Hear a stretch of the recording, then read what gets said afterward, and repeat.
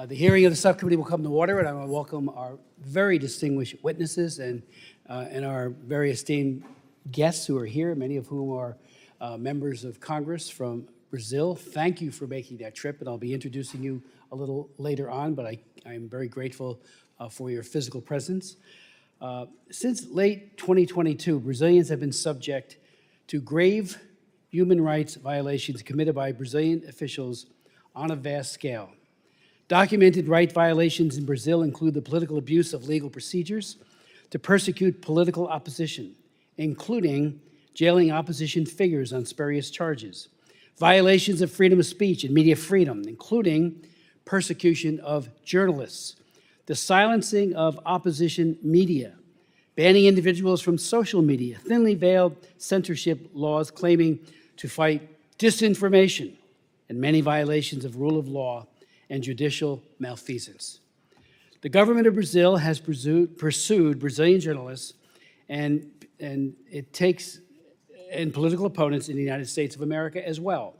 It has used Interpol, red notices, social intimidation, threats of legal action and extradition, and according to one credible victim of transnational repression, has sought to use the FBI as a carrier or conduit to its intimidation. I would point out that legislation that I've introduced on transnational repression will be soon marked up by the committee. Michael McCaul, I'm the prime sponsor of it, has said it will be on our next markup, and that is designed to stop governments, including China and other dictatorships, from intimidating people here in the United States in such a callous way, which is what they do. Pardon me. In December of 2022, Mary O'Grady, who writes a weekly column on Latin America for the Wall Street Journal, noted that the crackdown is ordered not by the executive, by the judicial branch. Quote, a greater threat, as she points out, is the 11-member Supreme Court, which is overstepping its jurisdiction and flouting the rule of law for political reasons without consequences. When the highest court becomes an ally of ideological and corrupt politicians, democracy is in grave danger. She goes on, Brazil has arrived at such a moment. The court censored other political speech from business leaders, elected officials of Congress, members of Congress, and news and entertainment platforms on the right. This has been carried out with assistance from the Electoral Tribunal's Special Advisory to Combat Disinformation. It acts as a ministry of truth, so-called.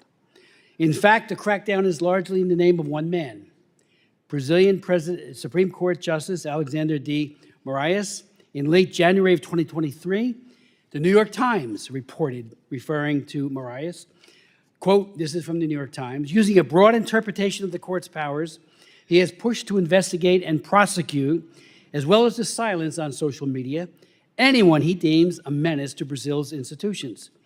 He has jailed people without trial for posting threats on social media, helped sentence a sitting congressman to nearly 9 years in prison for threatening the court, ordered raids on businessmen with little evidence of wrongdoing, suspended an elected governor from his job, and unilaterally blocked dozens of accounts and thousands of posts on social media with virtually no transparency or room for appeal. And that's the New York Times article.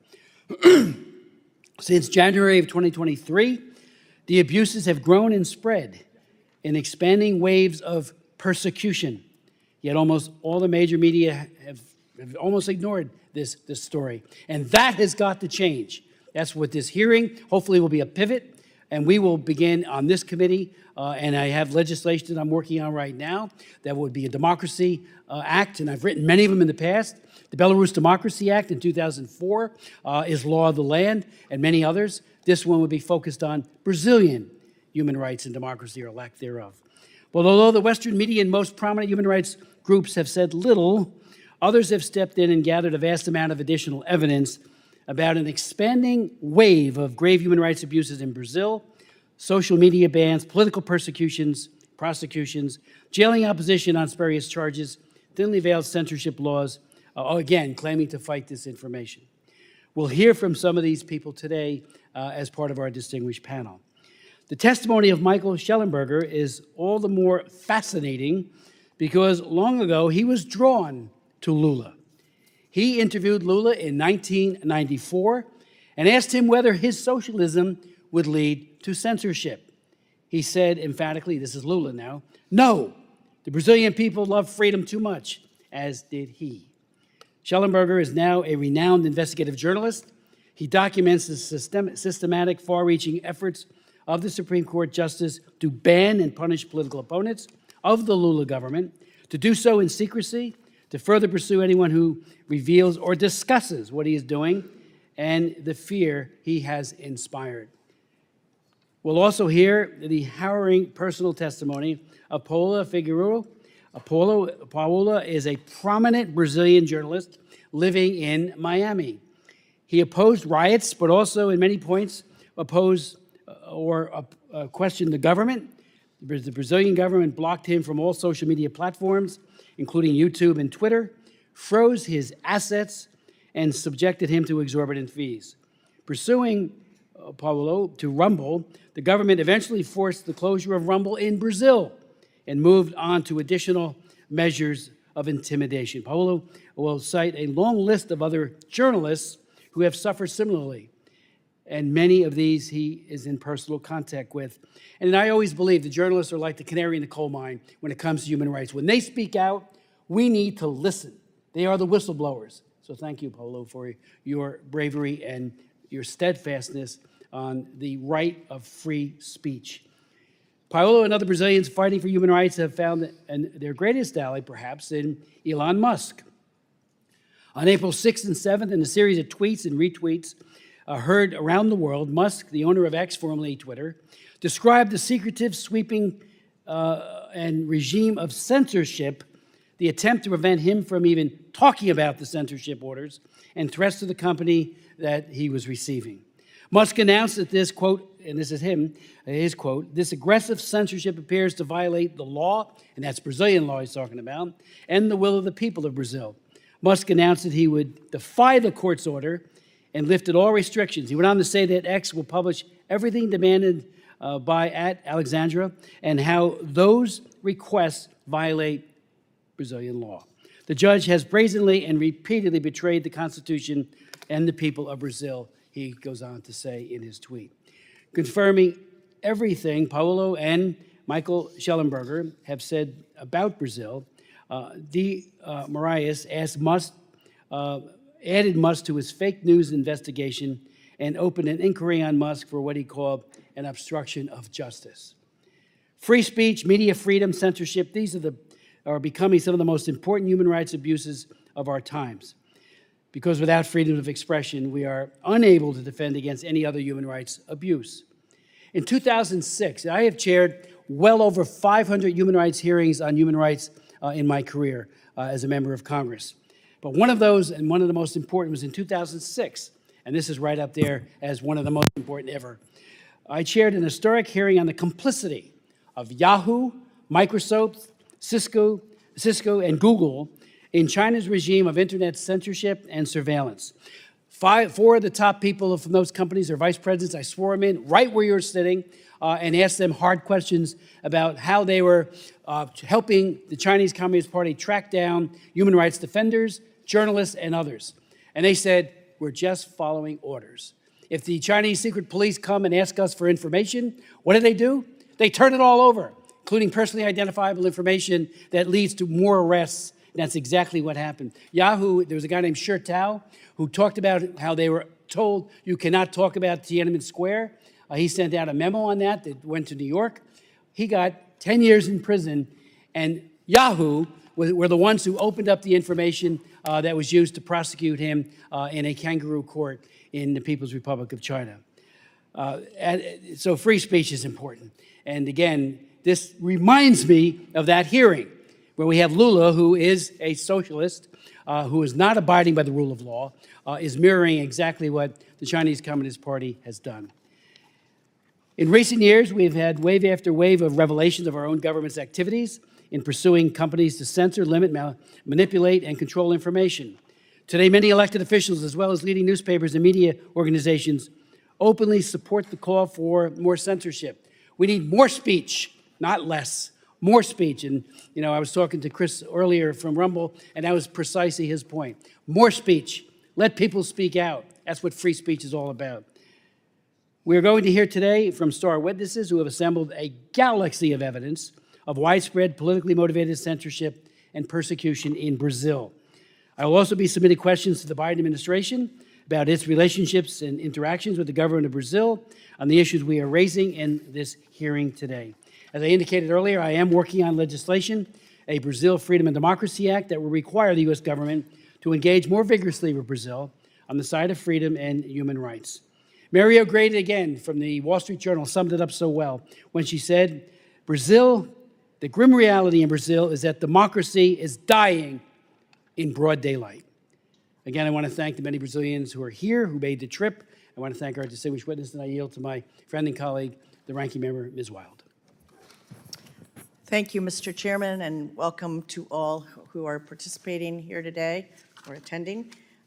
With all due respect to everyone involved in this hearing, I would like to say at the outset that this is not the hearing on Brazil that I believe we should be having today. The hearing I believe we should be having is one focused on the 200th anniversary this year of the bilateral relationship between the United States and Brazil, the two largest democracies in the Western Hemisphere. The hearing I believe we should be having is one focused on the many areas of cooperation between our two countries, on labor and workers' rights, climate and protecting the Amazon, combating hunger, poverty, and violence, and expanding sustainable and broad-based economic growth, stability, security, and peace throughout the hemisphere.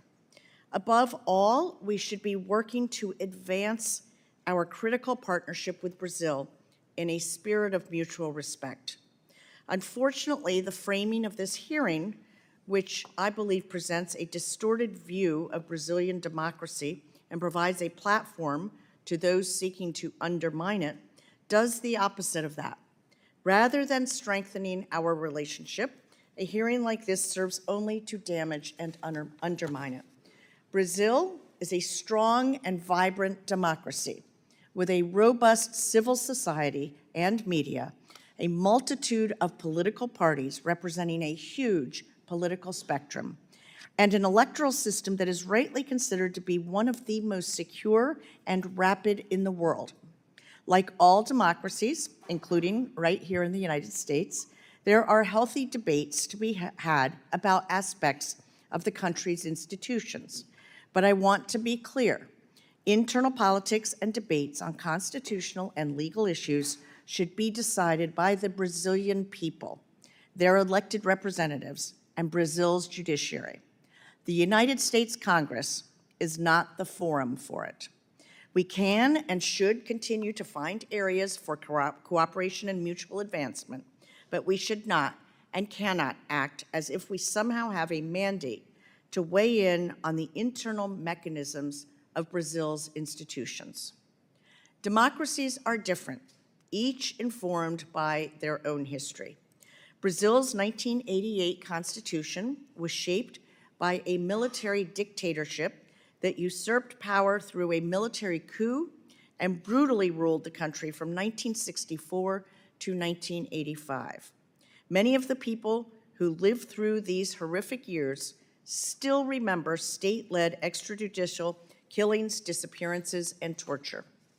Brazil's democracy responded by providing courts with the mandate to protect its hard-won democracy and prevent authoritarianism from taking root again.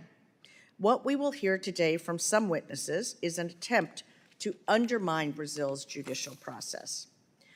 Former President Bolsonaro's conduct in office, his praise for the military dictatorship, his calls for violence against his political opponents, his refusal to acknowledge his 2022 election loss, his attempt to engineer a coup, and his incitement of the January 8th attacks triggered laws in place designed to serve as a check on executive power resulting from the coup in 1964.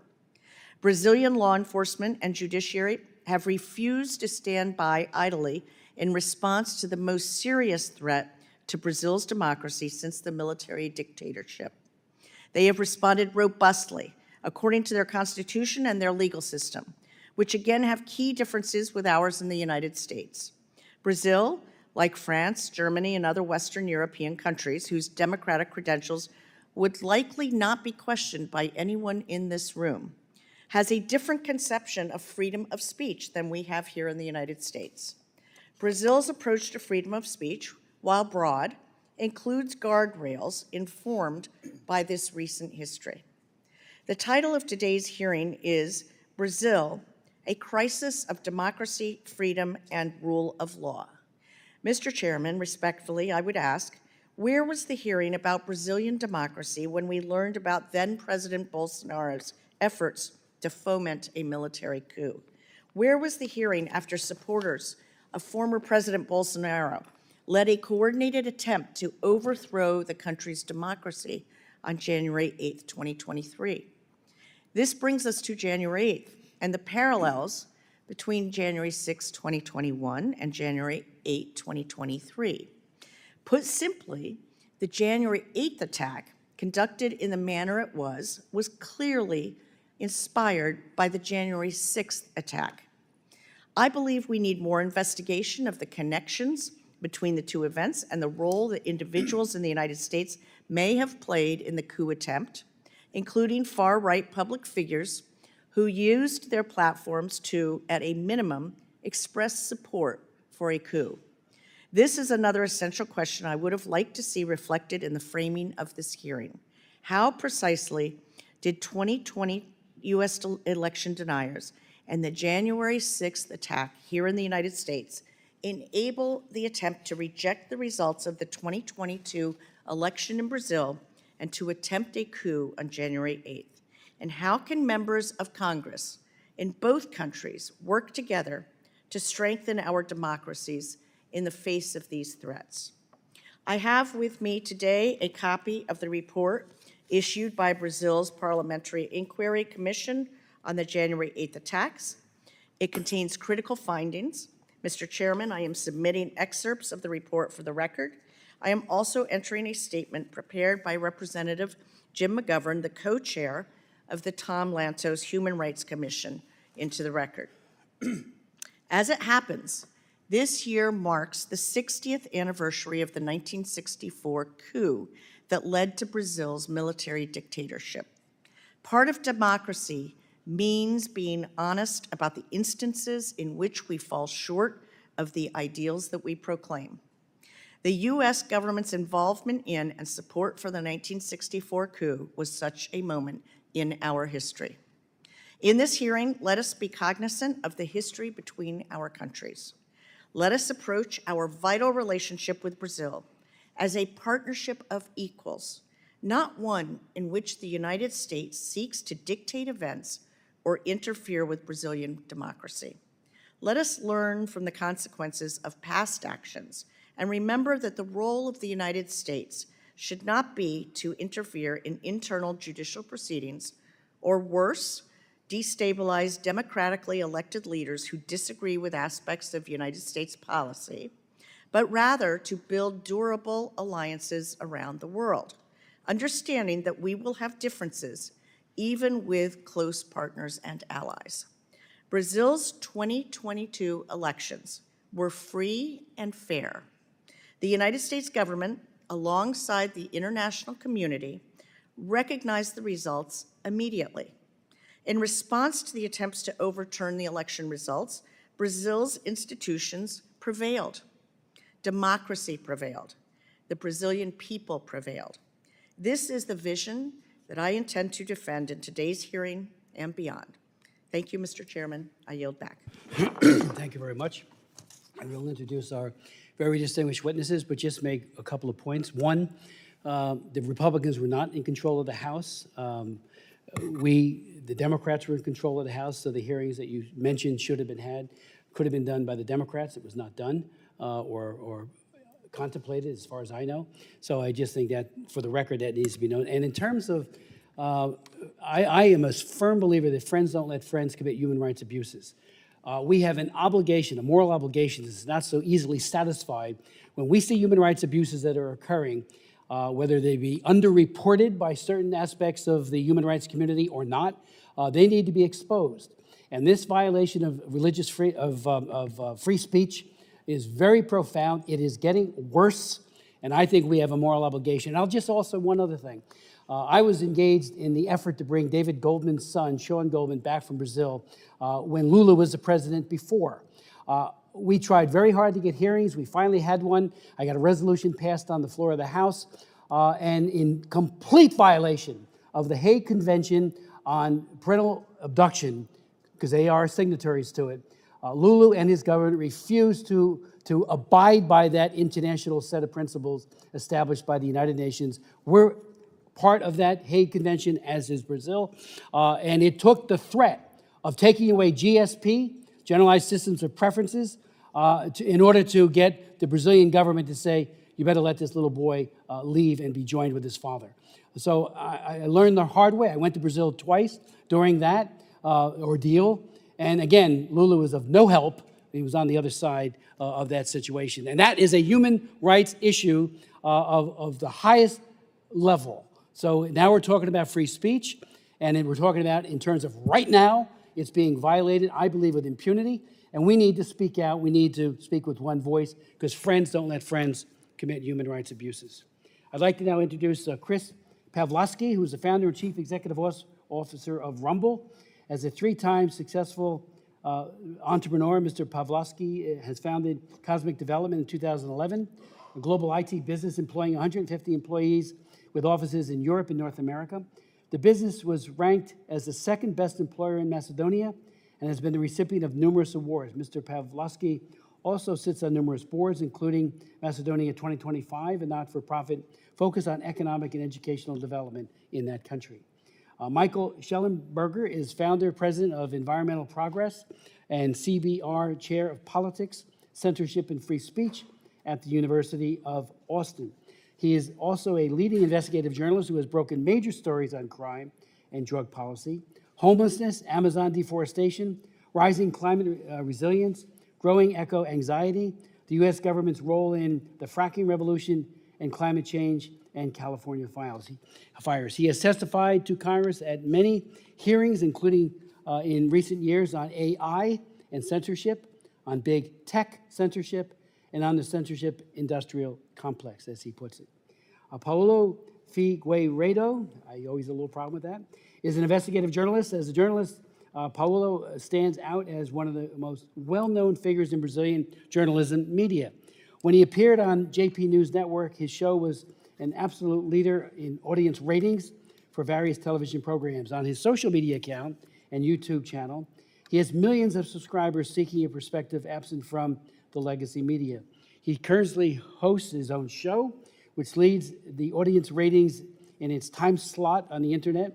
In 2022, the Supreme Court of Brazil blocked all of his social media accounts in Brazil, froze all of his financial assets, and canceled his passport without any formal communication or accusation. Fabio Dessa La Silva is Associate Professor of International Studies and Wick Carey Professor of Brazilian Studies at the University of Oklahoma, and the affiliated fellow at Harvard Law School Center on the Legal Profession. In Brazil, he served in the Ministry of Justice and the Institute for Applied Economic Research, and consulted for UNDP, UNESCO, and International Bar Association's Human Rights Institute. Fabio is the author of high-impact studies of law, lawyers, and democracy. He's frequently sought after by the media to comment on Brazilian affairs. Chris, the floor is yours.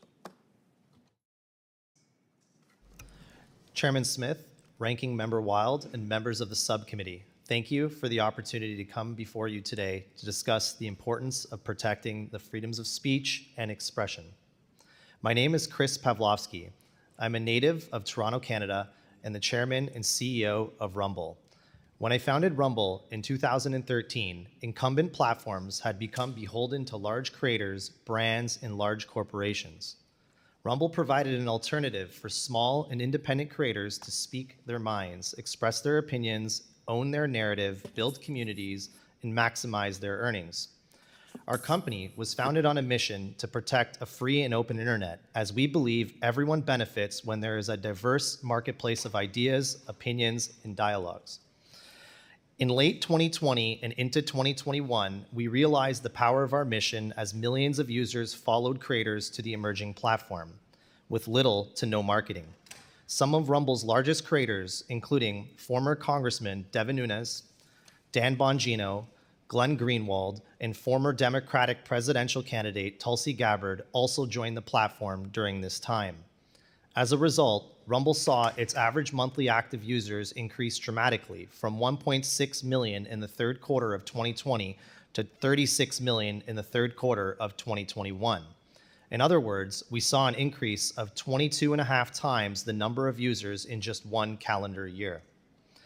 In September of 2022, Rumble successfully went public, relocating our headquarters to the United States and trading on the NASDAQ under the ticker symbol RUM, R-U-M.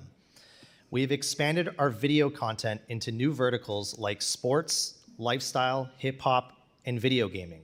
Beyond the video sharing platform, Rumble now offers the Rumble Advertising Center, Rumble Studio live streaming software, and the Rumble Cloud. Freedom of speech and freedom of expression are the cornerstones of a democratic society.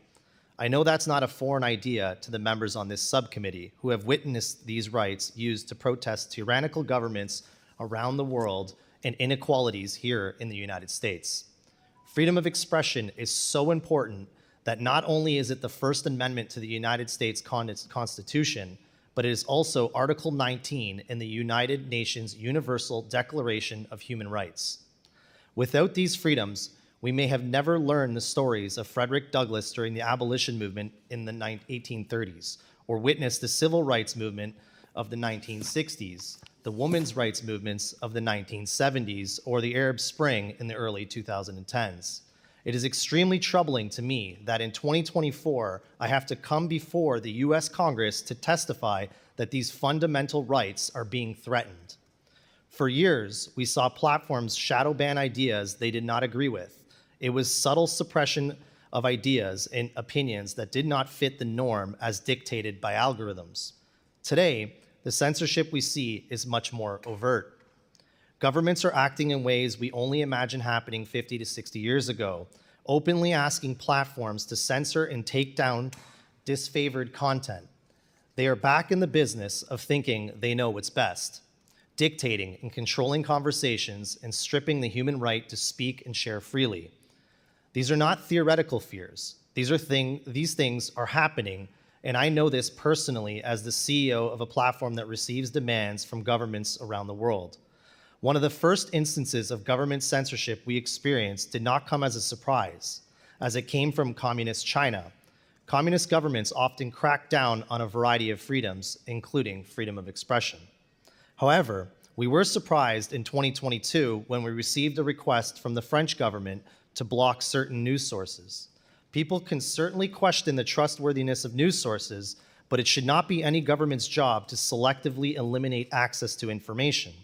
Rather than comply with the French government's request, we simply disabled the access to the platform in France and challenged the legality of this demand.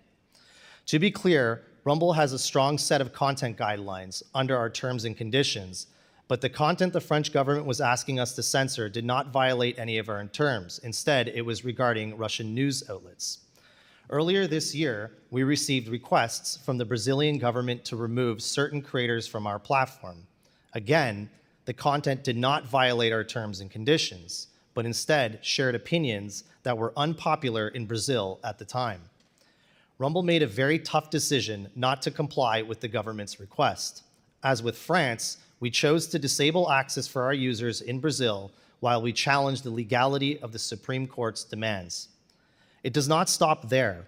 Just last month, we received requests from New Zealand and Australia to censor politically unpopular content. Countries in every hemisphere, all of the members of the United Nations, are no longer upholding the human right to freedom of expression. This is getting out of control, and it should alarm everyone in this room. As this committee knows, the United States is involved in so many initiatives to protect democracy around the world, But when it comes to defending the freedom of speech and protecting American businesses who attempt to uphold this right in Brazil, the United States has been silent. It cannot remain so. It does not matter which platform hosts the content. Today it is Rumble, yesterday it was X, but tomorrow it could be the New York Times. The platform shouldn't matter. The universal right to freedom of speech and expression, the core of Western democracy, is at stake. America needs to step up and take a leading role. Rumble will never back down from our mission. We are the tip of the spear in this fight, and we relish that. We urge everyone, especially the US State Department, to join us. I'll close with one final thought. Every totalitarian regime that has crushed the rights of individuals has sought to control what people can say and hear. It's never the good guys doing the censoring. If the United States won't stand up for freedom of speech, who will? Thank you again for the opportunity to be with you today. I look forward to taking your questions. Thank you so very much for your testimony. I'd like to now recognize Mr. Schellenberger.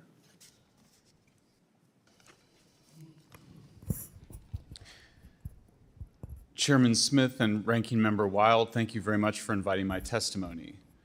Brazil has been a liberal democracy for over 30 years. During that period, there have been free and fair elections, people have been free to express their views, and it's notable to me that Brazil's own constitution specifically protects political freedom of speech. Quote, any and all censorship of a political, ideological, and artistic nature, reads Chapter 5, Article 220, Paragraph 2 of the Brazilian Constitution, is prohibited. Today, Brazil is no longer a liberal democracy. It is an illiberal one, where people, including former Workers' Party members and prominent legal scholars, say they fear speaking their minds, including about the illiberalism of their country, for fear of punishment. And for simply exposing this fact, I now find myself under criminal investigation by Brazil's federal police and attorney general. The evidence suggests that the federal Supreme Court, the STF, and the Superior Electoral Court, the TSE, which are under the heavy influence of a single justice named Alexandre de Moraes, are directly interfering in elections by demanding the deplatforming of independent journalists and politicians on every major social media platform. Jay Moraes is not simply demanding that social media platforms censor specific content by controversial journalists and politicians. He is demanding that all social media platforms ban them for life, and he often does so through secret hearings without the right of appeal. It is important to stress this point. One cannot be a politician or an independent journalist in the age of the internet if you cannot communicate on social media. As such, the censorship in Brazil is the worst I have seen in any Western democracy. Jay Moraes has acted unilaterally to invent whole new laws, therefore interfering not only with elections, but also taking over the role of Congress. My involvement began on April 3rd, 2024, when I published the Twitter Files Brazil. They show Supreme Court Justice Jay Moraes had illegally demanded that Twitter reveal private information about Twitter users who used hashtags he considered inappropriate and demanded the deplatforming of independent journalists and politicians. 3 days later, on April 6th, X Corporation, formerly Twitter, announced that a Brazilian court had forced it to, quote, block certain popular accounts in Brazil. 1 hour later, X's owner Elon Musk announced that X would defy the court's order and lift all restrictions. 1 day later, April 7th, Jay Moraes announced a criminal investigation into Musk for allegedly spreading disinformation, obstructing justice, and allowing people who Jay Moraes had banned from social media to freely express their views. Jay Moraes said he would fine X $20,000 per day for every banned person Musk allowed to speak. On April 15th, X's top attorney in Brazil resigned his post, fearing for his safety. On April 18th and April 19th, Brazil's federal police published 2 reports that suggested that I was under criminal investigation for publishing the Twitter Files Brazil. The reports claim that the people whom Jay Moraes had demanded be censored had gained limited access to communicate on X, particularly through X's Spaces, which allows for live conversation. This is yet more evidence that Jay Moraes is obsessed with silencing his enemies. It was not enough for X to have blocked their profiles within Brazil. Jay Moraes also does not want those individuals to be able to use their voices. The federal police reports that singled me out suggested that it was somehow suspicious that I only have one paid subscription on X, which is to Elon Musk. But there's nothing suspicious about this. I am paying Musk, not the other way around. And as the police report notes, Musk takes a percentage of the revenue of the people who subscribe to my content on X. I will note, in a moment of irony and some levity, that this police report reproduced the banner from my profile page on X, which reads, "Defund the Thought Police." I took a small amount of pleasure in knowing that the Thought Police were reproducing a slogan against their mission. 3 days later, Brazil's Attorney General, Jorge Messias, urged the Supreme Court to pursue criminal prosecution, unquote, and investigation to, quote, identify and punish the possible culprits. His report named me specifically. At no point did the Attorney General suggest that either I or my co-authors, Eli Vieira and David Agape, lied or presented inaccurate information. Rather, the Attorney General's 6-page memo released publicly claims that I released, quote, excerpts of content from confidential judicial decisions in an attempt to destabilize the democratic state. But both accusations are also untrue. None of the Twitter files Brazil contained any confidential judicial decisions. The Twitter files Brazil's were strictly emails between Twitter staff. There's not a single instance where we published confidential judicial decisions. But even if we had, the Brazilian Constitution reads, quote, the law may only restrict the publicity of procedural acts when the defense of privacy or social interests so require, Article 5. And in this case, it was imperative that we publish the Twitter files precisely to protect the Brazilian public's right to privacy, freedom of speech, and democracy. What's more, this attack on me is highly selective. Brazilian news media have reported on confidential judicial decisions for years and not been subjected to such outrageous criminal investigation as the one I am under. Finally, there is no law in Brazil attempting to, quote, attempting to prohibit, quote, the destabilization of the democratic state through nonviolent means. The law only prohibits violent attacks on democracy. As such, the Attorney General abuses his power and acts as a lawmaker, usurping Brazil's Congress. And just imagine for a moment if Brazil criminalized something as vague as destabilizing the democratic state. Such a law would allow President Lula to lock up nonviolent protesters, journalists, and his political rivals. While in Brazil, I interviewed dozens of Brazilians, including professors, journalists, and respected lawyers. The vast majority told me they were shocked by what is happening and that they are too afraid to speak their minds about it publicly. We are at a very dangerous moment. Brazil's democracy is at risk despite its strong constitutional protections. Thank you for my testimony. Thank you for asking for my testimony. Thank you so very much. I'd like to now ask Paulo if he would make his presentation. Mr. Chairman, Ranking Member Wild, and distinguished members of the House, my name is Paulo Figueiredo, and I am the living, breathing proof of human rights violations in Brazil. For doing the work of a good journalist, I am censored in all social media. I have my assets frozen and my Brazilian passport canceled, all without due process. I come from a family with a long legacy of fighting tyranny. My great-grandfather, General Euclides Figueiredo, led a revolution against Brazil's most brutal dictator, Getúlio Vargas. For that, he spent years in a dungeon. His son, my grandfather, João Figueiredo, became Brazil's 30th president in 1979, tasked with ending the 15-year-long military regime. As president, he granted amnesty, held free elections, allowed multiple political parties, and by the end of his term, peacefully handed power back to civilians, restoring full democracy in Brazil. I never imagined this legacy of fighting for individual freedoms would span generations and fall upon me as well. Until the end of 2022, year of Brazil's latest presidential election, I was a political commentator on JP News, a TV network often compared to US Fox News. The primetime show I was in had been voted the best in the country and had more viewers than the next two networks combined, including the local CNN. I had over 5 million followers across all social media with higher engagement than virtually any other journalist in Brazil. By any account, I was one of the most influential journalists in the country, until I started being targeted by a series of decisions from the highest court in the land. In December 2022, I had all my social media accounts blocked for Brazilians. Later, I learned that the order would extend to freezing my financial assets, suspending the confidentiality of my financial transactions, threatening exorbitant fines every time I said something that displeased Justice Alexandre de Moraes, and even canceling my Brazilian passport. I disappeared from my entire audience. This is the modern equivalent of being sent to a dungeon, as was my great-grandfather. In January 2024, following Lula's inauguration and the January 8th riots, Brazil's Department of Justice opened a case against JP News, accusing the channel of fomenting the revolt.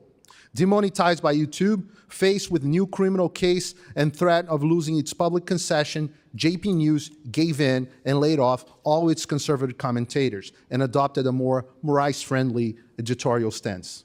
I was unemployed with all my assets frozen and my work tools blocked. Rumble and Locals promised to always stand for freedom of expression, so I joined, quickly becoming one of the biggest content creators on both, with 120,000 subscribers on Rumble and nearly 60,000 subscribers and 2,000 paid subscribers on Locals. However, in December 2023, pressured by absurd orders issued by Moraes, with me being one of the main targets, I believe, both platforms closed access to all Brazilians. The financial loss has been unbearable. On February 8, 2024, Brazilian newspapers reported a new offensive against me. I was apparently being investigated for accurately reporting on primetime TV the behind-the-scenes meetings of the Brazilian Army's High Command in December 2022. In this investigation, a new measure was issued prohibiting me from having contact with former President Bolsonaro and any other person investigated, a clear intimidation tactic that hinders my journalist activities. There's one single name behind every one of these decisions. That's Alexandre de Moraes. Remember this name. He's the de facto dictator of Brazil. He's a Supreme Court justice, the head of the Superior Electoral Court, known as TSC, and the man in charge of the infamous fake news probe, which began in 2019 and is still open.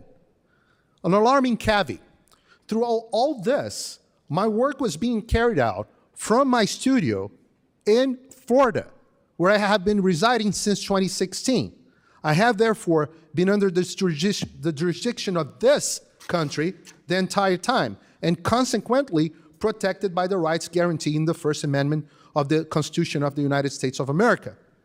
American companies have been obeying legal orders directly from Brazilian judges without following international procedures and sharing data of individuals under American jurisdiction. This Congress should address this issue, as it is not only violates our constitutional rights, but also exposes an intelligence risk and potentially violates the FCPA. By no means I was the only journalist affected. On the same day, award-winning journalists and bestseller authors Rodrigo Constantino, present here in this hearing, and Guilherme Fiuza were targets of nearly identical copy and paste decisions. Other journalists, such as Alan dos Santos, also present here today, had faced even harsher measures, including arrest orders. Libertarian podcaster Monarch, known as the Brazilian Joe Rogan, suffered a similar fate. They're both exiled in the US. There are numbers of other examples, including comedians or even a judge, Ludmila Grillo, here in the audience, or congressmen like Nicolas Ferreira and Gustavo Gayer, also present here, Marcel Van Hatten, Carlos Jordi, Alexandre Ramagem, Carla Zambelli, many other members of Congress, and even Senator Marcos Duval, who had their social media blocked, offices raided, or passports taken by Moraes. Congressman Daniel Silveira is currently serving 9 years in prison for recording a video harshly criticizing Moraes. Former Congressman Dalton Dallagnol, the former prosecutor who got Lula da Silva convicted for corruption, also here, lost his seat by order of Moraes Court. A survey showed that 70% of Brazilian members of Congress believe the Supreme Court invades their powers. Some of 2/3 of Brazilians believe the country lives under a judicial dictatorship. Demonstrations with hundreds of thousands of people are mostly against Moraes. The Brazilian people and Congress know Moraes is out of control, but are paralyzed with fear. Many ask how one justice can do all these things, given that Brazil has laws defending freedom of expression. In fact, Alexandre de Moraes does not have this power by law, and his actions flagrantly violate the Brazilian Constitution, specifically Article 5, items 4, 9, and Article 220, as well as international laws, which Brazil is a signatory, such as Article 13, paragraph 1 and 2, and the American Convention of Human Rights, and Article 19 of the Universal Declaration of Human Rights. These censorship and persecution actions occur within illegal process, such as the mentioned fake news probe, which is now investigating even Elon Musk, where Moraes acts as the alleged victim, investigator, prosecutor, and judge without the right to appeal. He also acts through his seat in TSC, which granted itself exceptional powers during the 2022 elections that persist to these days. These acts occurred in a veiled way, with cases running under legal secrecy and lawyers not having full access to the case files. My case is iconic in that sense. For about a year and a half, I have been suffering the described penalties without being formally notified or informed of any decisions or procedures against me, making me unable to defend myself. I only access the decisions against me when the Judiciary Committee of this House subpoenaed acts requesting and publicizing Moraes' decision. The content, which generally lacks legal basis and specifics on violated laws, shocked me, the world, and the Brazilian people. This secrecy occurs because Brazil has no law criminalizing fake news, whatever that is. For these reasons, Moraes currently faces 100 complaints in the Inter-American Commission of Human Rights. Regrettably, they have been sitting on these cases. The United States may have a broad role in this sad story as well.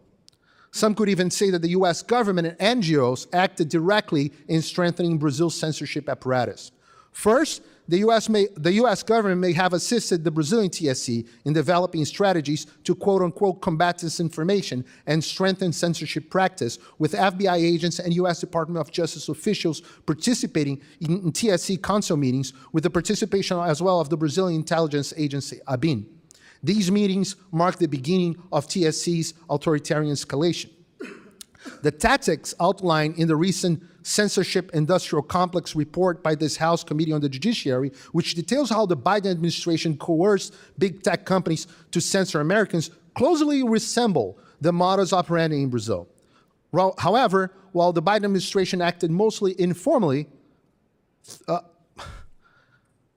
Moraes issued judicial orders throughout Brazil's highest court, threatening fines or complete disconnection from Brazil if big tech challenged them, as happened to Telegram in March 2022.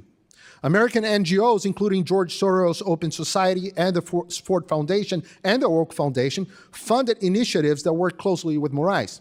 The Atlantic Council, also funded by Soros, supplied reports and the theoretical foundation crucial to his fake news probe. But perhaps the most frightening influence was a systematic campaign that used all the soft power of American foreign policy as a quote-unquote discreet campaign to defend Brazilian elections, according to a 2023 Financial Times article. This involved covert actions by high-ranking US officials, such as the CIA director, the Secretary of Defense, and Biden's national security advisor, who threatened public officials, military leaders, and Brazilian politicians with sanctions to ensure Moraes was not challenged. It's puzzling why the US, historically a promoter of freedom and democracy, would use its top officials to support censorship and aid in the ascent of a president aligned with China, Russia, Hamas, Cuba, Venezuela, drug cartels, and opposed to American interests globally, even undermining the dollar as the world's reserve currency. CIA Director William Burns and other Biden administration key agents continue to meet with officials from the Lula da Silva government and TSC in Brazil, focusing on quote-unquote combating disinformation, which we know now is a code word for censorship of unpleasant speech. Additionally, a Brazilian congressional delegation supportive of Lula da Silva regime, including a congresswoman from the Communist Party, visited Washington, D.C. last week to meet with members of the Democratic Party and OAS representatives.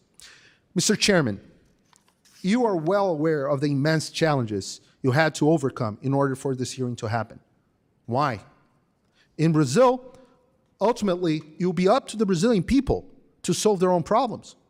But it's important that the United States of America once again become a force for freedom and no longer for censorship. The United States Congress has enormous powers in this direction, and I urge you to use them. First, ensure that Moraes Lula regime stops operating in the shadow. As the Bible says in John 8:32, then you'll know the truth, and truth shall set you free. Brazil needs to be the subject of more frequent hearings, and Congress must continue to use its powers to bring light to the facts. Congressmen, visit Brazil. I speak on behalf of the Brazilian congressmen here that you are welcome in our parliament, and your presence will bring greater visibility to what has been happening. Second, exercise oversight power against executive branch policies that harm not only freedoms in Brazil, but also U.S. global interests, pushing my country towards nations hostile to America, such as China. Third, withhold funds and resources, not only those destined for Brazil, but also for international organizations, such as the OAS, that are shirking their roles. The American taxpayer should not finance the oppression of my people. Finally, produce legislation imposing harsh sanctions on Brazilian government and officials who violate fundamental rights and freedoms. With this help, I guarantee that my country's institution will react and return our freedoms. This is what I beg of you on behalf of millions of Brazilians. God bless America, God bless Brazil. Paula, thank you very much for your testimony and for your recommendations. I'd like to now recognize Fabio. Mr. Chairman, Ranking Member Wild, members of the subcommittee, thank you for this invitation and the honor to testify before you. Thoughts and prayers to the southern Brazilians who are going through a massive flood there. You all have my solidarity. On January 8, 2023, thousands invaded and vandalized the headquarters of 3 government branches in Brazil. This didn't happen out of nowhere. It was the result of a long process by which politicians, media influencers, and others, relying heavily on social media platforms, worked to discredit Brazilian institutions and spread 2 big lies. One, that the Brazilian elections had been defrauded and Lula da Silva, inaugurated a few days before, was illegitimate. Another, that given tensions in society and between government branches, the military had constitutional authority to take over. This was not the first violent action of Brazilian political factions unwilling to accept the results of the 2022 elections.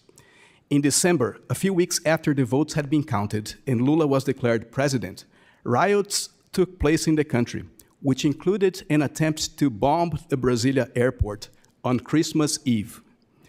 The Supreme Court has been a special target of these extremists since 2020, when it ruled that the COVID policies that former President Bolsonaro planned to adopt were unconstitutional. "I've had enough," shouted Bolsonaro.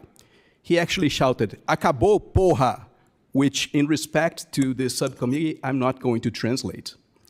Thereafter, Bolsonaro stood up against judges and even said in rallies that he was no longer going to respect court decisions. Others joined this call to confront justices on the streets and on social media. One of their mantras has been that the people are supreme. And in my written testimony, I provide with some pictures of demonstrations where this slogan features prominently. In this vision, courts must bow to what the people want. This is anything but a rule of law system, Mr. Chairman. It's actually a textbook definition of rule of man. As for the judiciary, it had to defend itself almost on its own. The chief federal prosecutor appointed by Bolsonaro and with the authority to investigate high officials was refusing to do his job, as demonstrated in studies. Congress, under new leadership, was becoming ever more complacent with Brazil's authoritarian leader. One of the few resources available to justice was to initiate investigations themselves, which in 2019, interpreting Article 43 of the court's bylaw, they understood they had the power to do.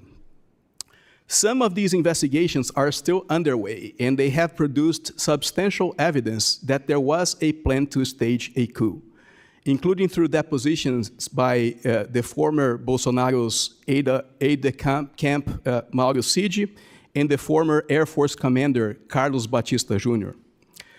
The issues discussed in this hearing stem from this painful and complex context. Some question the decisions made by the Brazilian judiciary in those investigations, as well as in its capacity to oversee elections. They do so based on conceptions of freedom of speech that misrepresent Brazilian law and private files released by different sources. In my written testimony, I provide the subcommittee with a more detailed explanation of Brazilian law and why I see claims that Brazilians are living under a censorship regime controlled by a single Supreme Court justice, Mr. Alexandre de Moraes, as nonsense. I demonstrate, for instance, that Brazilian law fully allows judges to order the removal of social media posts and the suspension of accounts when those violate others' individual rights or the public interest. I also highlight that the authority of the Supreme Court to initiate investigations of online crimes against itself and against its members was recognized even by Bolsonaro's Solicitor General, Mr. André Mendonça, who currently sits on the court appointed by Bolsonaro. But in these initial and oral remarks, I want to make sure that we don't get lost among the trees and miss the forest. Is there a crisis in Brazilian democracy and rule of law? If there is, it's not because judges are trying to do their job, imperfect as they might be, as all other human beings. It's because we got very close to a point where judges would have become insignificant, subjugated by mobs unwilling to play by the rules of the game. And this, Mr. Chairman, Ranking Member Wild, is how democracy dies. Thank you for your attention, and I look forward to your questions. Thank you very much. Let me just ask a few opening questions, and then I might do some follow-up after my colleagues have asked their questions. Again, Mr. Schellenberger, you make a very, very cogent case for how you actually thought Lula was a believer in free speech, and then you have now been disabused by that belief on the record, by the record, including against yourself. You point out that the law governing free speech is very robust, but it's not being followed. My colleague, Ms. Wild, mentioned that they have a different law. Well, how much different is it really from the universally recognized right to freedom of expression articulated by the UN and, of course, enshrined in our U.S. Bill of Rights? I am very concerned that we say they have a different definition becomes an excuse for allowing violations of fundamental free speech. In your backgrounder, and as well as in your testimony, you point out the sweeping, Mr. Fabio, sweeping restrictions on freedom of speech as severe as the ones that have been placed in Cuba since the early 1960s. And just for the record, I have raised human rights issues vis-a-vis Cuba my entire 44 years as a member of Congress. And I have had people push back and tell me how that's not true. I have tried to go to Cuba for about 30 years. I've been denied when Fidel Castro was still the dictator. I wanted to visit with the political prisoners. I had hearings on it here in this room and was told, you cannot come in. Even now, I've tried to go to Cuba, which is the paradise of human rights recognition, according to some. I remember we had one clergyman at one of my hearings tell me that his favorite scripture is Matthew 25, where our Lord said, when I was hungry, did you feed me? When I was in prison, did you visit me? So I had a long list of political prisoners, Oscar Bichette, many others, an Afro-Cuban who is an amazing, amazing leader that I had tried to visit with and was told, there's no way you're even going to get into Cuba. So I asked this Reverend Walker, who sat right where you're sitting, Michael, you say you visited all these prisoners. Name one political prisoner. He couldn't name a single one because he had not. He was shilling for the Cuban dictatorship, as do so many other people in this town. And to me, that is an outrage, especially since you named the human rights abuse, including human trafficking, child sex trafficking, and all the others. And I wrote the laws on combating human trafficking in this country, as well as around the world. And the idea that we don't speak out against a friend because they are a friend on human rights. I was happy when George W. Bush put Israel and South Korea on the target list for bad actors on human trafficking. Because again, friends don't let friends commit human rights abuses. But getting back to, Michael, your comments, could you elaborate, if you will, on this pivot towards crushing free speech of people with whom the Lula government and the Supreme Court justice disagrees? Yeah, thank you, Chairman. Yes, so I had an opportunity to interview the current president of Brazil in 1994. I asked him directly if he intended in his version of socialism for Brazil to engage in the kind of censorship and totalitarianism that we see in Cuba. And he was very adamant that he was not going to do that. And my interview with him, by the way, was not the only time that he had said that he would not pursue that level of censorship. Contrast that to his behavior since taking office. Last year, shortly after taking office, Lula created two agencies, the National Prosecutor's Office for the Defense of Democracy, under the supervision of the Attorney General, and it had this Orwellian-named Department for the Promotion of Freedom of Expression with extraordinary censorship powers. I would also note that in all 50 instances where this Office for the Defense of Democracy demanded censorship in the first two-thirds of 2023, according to Revista Oeste last December, and it's a quote, all related to unfavorable information or criticism of the government, the members of the government who had called former President Dilma Rousseff's impeachment a coup, for example, never underwent any investigation. So the idea that there is somehow some effort to neutrally apply anti-misinformation or anti-disinformation laws is disabused by this particular case. We see so many of the things that they're doing, fake fact-checking websites that create predicates for censorship.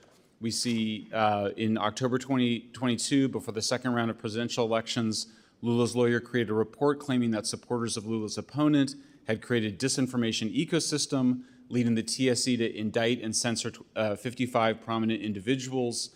That we also know that they created something called the Núcleo de Inteligência, a secret police force within the TSE to engage in creating predicates for censorship.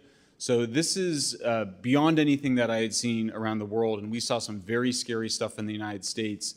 This is an extreme form of censorship that is, in my view, approaching what they do in Cuba. Paulo, if I could ask you, has anyone raised complaints with the Inter-American Commission on Human Rights or the rapporteur on freedom of expression of the Inter-American Commission on Human Rights? Yes, hundreds. I'd say 100 people. There are at least one here. I did at least two, actually, three people here that did file complaints. I did one myself. I'm filing a new one next week. My attorney is also here present. And unfortunately, they have been sitting on these cases, and it's a very sad thing to say. Their latest report says nothing about the violations and that are ongoing in Brazil. I mean, you could approach it through different ways, saying that some of these violations are not consensual. I think that's a proper way to describe it. But you need to mention it. They forgot to mention everything. And the problem is that they're mostly funded by U.S. So the U.S. is funding an institution that it's clearly not doing its job, and it's not the first time. They haven't been doing their job in a long, long time, or doing a poor job like they did in Peru, or any, I can stay here and talk about other countries as well. But the OAS is, and many of the people that are on the Inter-American Commission of Human Rights are connected to the Brazilian Supreme Court justice. At least one key figure is connected to Gilmar Mendes, which is another important figure from the Brazilian Supreme Court that supports most of Moraes' actions. So it's a sad thing. Let me ask you with regards to a study by the Committee to Protect Journalists, an independent nonprofit organization that advocates for press freedom worldwide, as we all know. Brazil ranks 10th in the list of countries where murderers of journalists are most likely to escape punishment. It came out in a report just recently released, February 29th. Matter of fact, the headline was Haiti joins list of countries where killers of journalists most likely to go unpunished. Can any of you share any light on that very, very disturbing acknowledgement by the committee? I think you have a thing or two to say about that as well, right? It's on your report. Can I? Yeah. So one piece of information that I bring in my testimony is the fact that Reporters Without Borders has recently released their latest ranking on the global press freedom, where Brazil moved up 20 positions from 2022 to 2023. That is to say, after Bolsonaro left But power. from what to what? What are they now? Say again? What's their current number? Current number is, I think, 62. I can check. Oh, and 84. 62 is the US, but they are in the same tier. right, and if I can, Mr. Chairman, add that this organization is also funded by George Soros, also funded by the Oak Foundation and the Ford Foundation. the Committee to it's a Protect circle. Journalists- It's a circle. They support their own narrative and they fund their own narrative. And the Committee to Protect Journalists is independent. It And is. they have now ranked them as number 10. It's hard to say who funds who, right? But it's Number 10 isn't very good, believe me. I do have other questions, which I'll come back to, but I yield to Ms. Wild. Thank you, Mr. Chairman. I would like to note and object to the anti-Semitic trope against Mr. Soros that was just uttered. But moving on, let me turn to you, Mr. De Sa Silva. No, I know I got that wrong. Figueiredo and Decisive are going to be hard for that. Yeah, Silva's easier. I should have spent last night studying the pronunciations rather than my. Well, my it's notes. Fee Gay, and I know you're a very big LGBT supporter. So Fee Gay Redo. I am, in fact, I know. a big supporter I of know. LGBTQ Yes. rights. Thank you very much for noting that. So, Mr. Disa E. Silva, thank you. I want to talk about the attempts to overturn the 2022 election. In depositions to the Brazilian Federal Police, the former commanders of the Brazilian Army and Air Force asserted that then-President Bolsonaro sought but failed to gain their support for a draft decree to overturn his 2022 election defeat. And that draft decree would have proclaimed the election illegitimate, declared a state of siege, deployed the armed services to ensure the quote, necessary restoration of the democratic rule of law in Brazil. In your assessment, how high was the risk of the coup succeeding had then President Bolsonaro managed to gain the support of these branches of the armed forces? Thank you, Congresswoman. It was very high. I believe when you draft a decree outlining what's going to happen once the military take over, which in some versions of this drafting even included the arrest of Justice Moraes, I think you're trying to anticipate what you're going to do when push comes to shove. And I want to say that a draft of this decree had been encountered with the former justice minister in the Bolsonaro cabinet, and another draft had been encountered in Bolsonaro's office itself, in his party, when the police conducted a search and seizure there. So it has corroborated by these testimonies the fact that they have been discussing these drafts. And how long a period was that the draft decree was under drafting? I'll have to check, but I think it's between the end of the first round of the elections until January. Okay, and the election, am I right, was in October? October, yeah, Okay. first round. And so the draft decree wasn't fully prepared until January? It was in the making. Okay, and you heard the chairman's comments in response. You asked me about the risk. Wait, let me get to, Okay. let me just finish what I was going to say. You heard the chairman's comments in response to my opening remarks that Democrats were in the majority, Democrats here in Congress, and we could have done a hearing at that time. However, by the time this decree actually came about in January, as you said, I believe it's a matter of record that Republicans were actually in control on in January of 2023. So by the time we knew of this decree, Republicans were in control. I mean, that's not a question, it's just a statement, sir. Go ahead with what you were just going to respond to, with how high was the risk of the coup succeeding?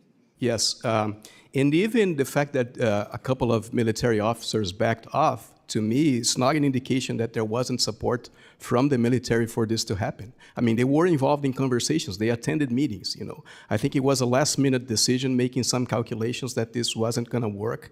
And one of the reasons why I think they thought that this wasn't going to work is because there wasn't international support for this kind of solution, especially from the United States government. And so I think you played an important role in securing democracy in Brazil by sending those signals. But assuming that the armed services or the armed forces had not rejected his attempts, do you believe that the coup would have succeeded? The circuit would have been closed, right? All the pieces that were needed would have been put together. Okay. And what do you see? You made. Thank you for the kind remarks about the United States' role, but can you tell us what some of the primary factors were that ultimately prevented a democratic rupture from taking place? I believe lack of international support, the fact that Lula da Silva is a politician that has high electoral density, so had lots of votes in the country and has great support from the majority of the Brazilian people. Had been somebody weaker, had somebody weaker than Lula been in that position, I think that person could have been run over. Thank you. And what do you see today as the greatest threat to Brazil's democracy? Primarily the persistence of this thinking that the military has a role to play in civilian government, which is one of the components of this whole plot. I mean, the idea was to create chaos and enable an intervention of the military in civilian politics based on this interpretation, very sketchy interpretation of Article 142 of our Constitution. But that, is something that continues to gravitate in Brazilian media sectors and political sectors. The Supreme Court has just rejected unanimously, by the way, this interpretation of Article 142, including with votes from those justices that were appointed by Bolsonaro. But this was a very key aspect of this process, and it speaks to the history of the country, which had a military dictatorship from 64 to 85. Well, actually, thank you for bringing that up. Well, we'll get to that in a minute, but let me just ask you, did President Bolsonaro ever refer to military generals as my generals? Yes, yes, and there was even this video from a ministerial meeting that was also apprehended in this investigation that you make a reference to, where he refers to the fact that the Superior Electoral Court invited the military to oversee the electoral process. And he says, they made a mistake here because I am the commander, the chief supreme commander of the military, as if they were in his hands.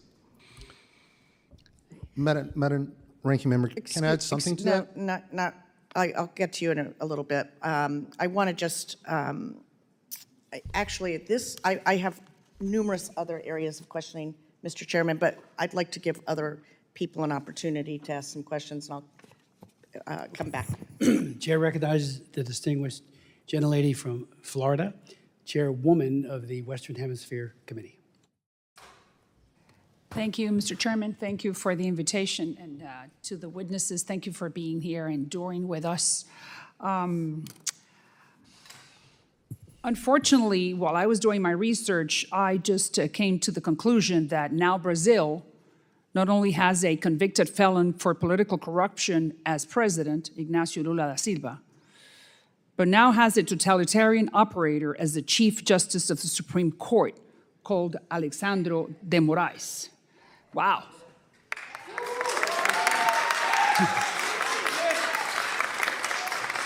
Thank you. I mean, there's nothing to celebrate. Poor Brazilians, they deserve a lot better. The most important country, saying it, finally.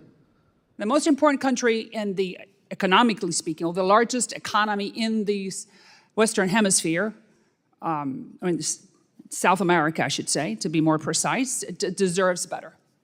So, having said this, Elon Musk, the owner of Twitter, has become a target to the highest court because he shoots back. And that's the way you do it in a democracy. Really, we do not know if the Supreme Justice, Mr. de Moraes, is a socialist or he's a useful fool, or he's a useful idiot for the socialists. But we do know that he is curtailing the most fundamental right that any democracy, including the Brazilians, have, which is free speech. And I really do not understand why.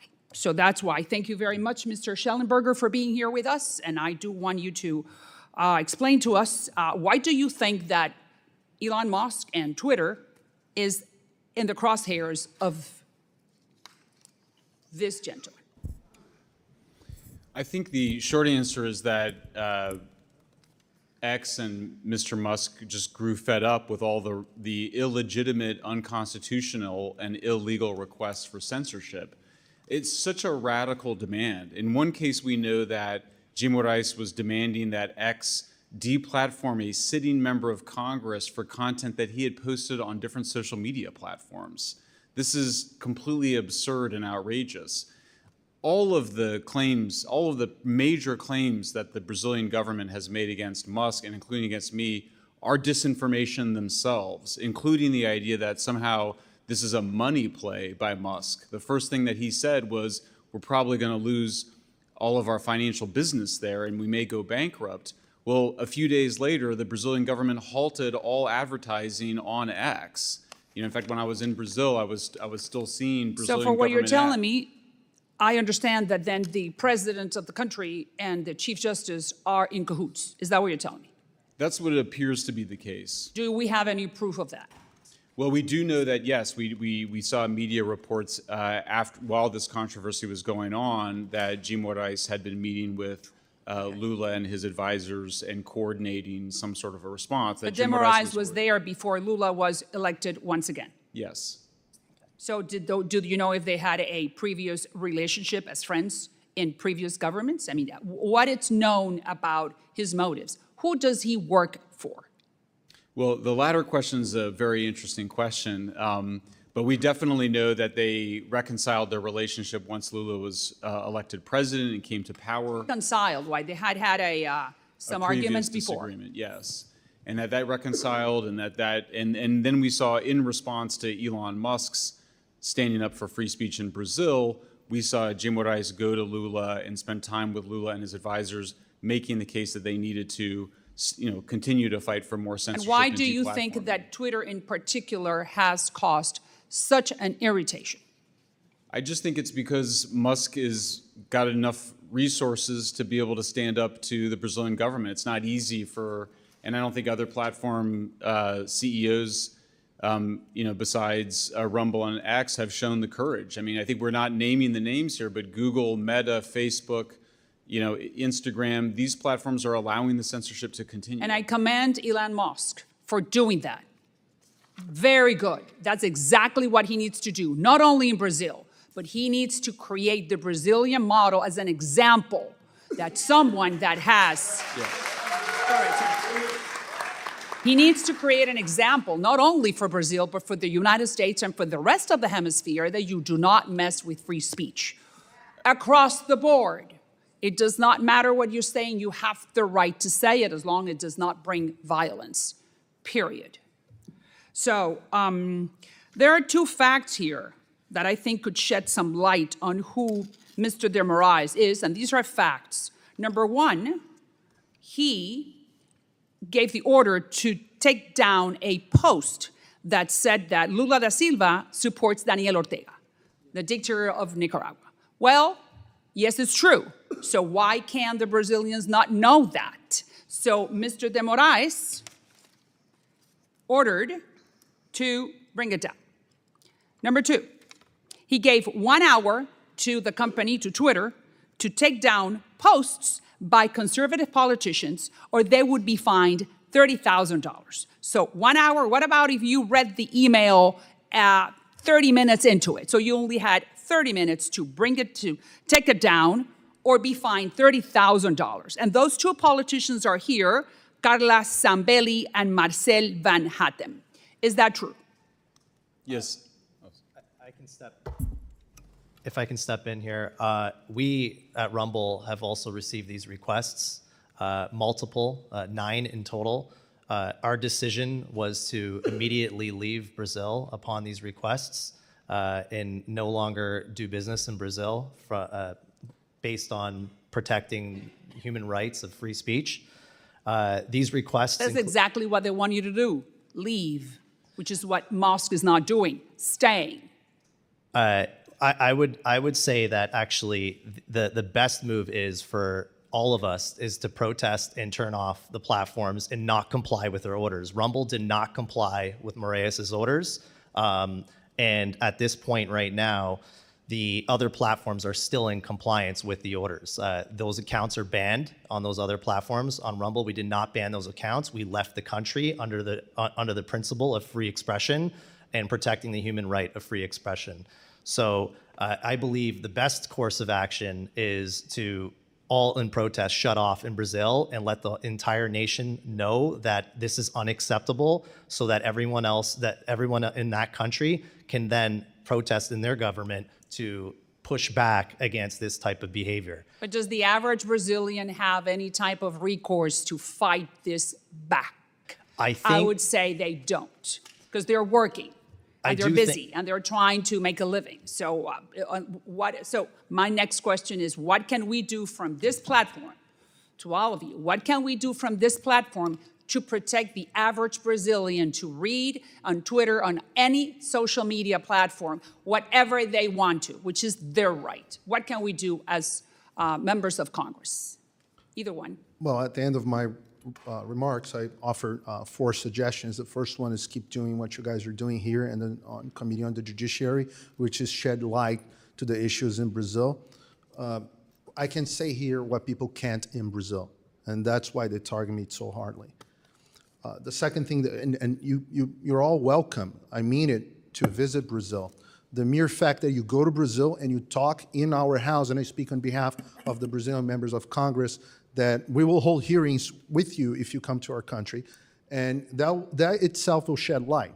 Light is important. I quoted the Bible verse, John 8:32, that you shall know the truth, and truth shall set you free. Right. The second is that you have immense power in oversight the executive branch, and the Biden administration has been a force for censorship. They enabled Moraes, and they have been enabling Moraes since the beginning. Not only them, but deep state agents as well, have FBI agents meeting TSC technicians. But has the Biden administration picked up the phone and reached out to the Chief Justice and explained their disgust for what is happening? I think they support what's happening. They send. They support what's happened. They did. They actually sent the CIA director. They sent Jake Sullivan as well. They sent the Pentagon chiefs to Brazil in order to threaten Brazilian public officials, military leaders, to not challenge Moraes. That's what he's referring when he says, "Well, a coup didn't happen." It's not, no one ever thought of a coup. It's a complete lie. A coup was Biden never. administration is interfering. They openly interfered. In There's a a piece foreign- of the Financial Times, 2023 piece of the Financial Times, called the discreet campaign of the United States to defend Brazil's election. Defend Brazil's election meant that we couldn't challenge the serious concerns that we have about our electoral system. I mean, 82% of Brazilians, of the President Bolsonaro's voters, don't believe in the system. What, they should all be silenced? I should ask him. Because 82% of the electorate of Bolsonaro, 37% of the country should be silenced because they have concerns about a public service, because the Supreme Court decided that we cannot criticize an electoral system. The United These States are public has no officials. business in interfering in elections in any other country. Well, We they're have doing enough it in problems Brazil. with ours. They've done in Brazil. Thank you very much for that information, and I'm sure that Chairman Smith, we will take some action. Thank you for your info. Thanks to you. I yield back. Thank you very much. Ms. Kamalager Dove. Thank you, Mr. Chair, and I am so glad to join this hearing as the co-chair of the Brazilian caucus. You know, strengthening democracy should be a top priority of the U.S.-Brazil relationship, which is very long, especially given our country's shared experience with horrific attacks on our democratic institutions that were stoked by defeated, thin-skinned presidents seeking to reject the peaceful transition of power.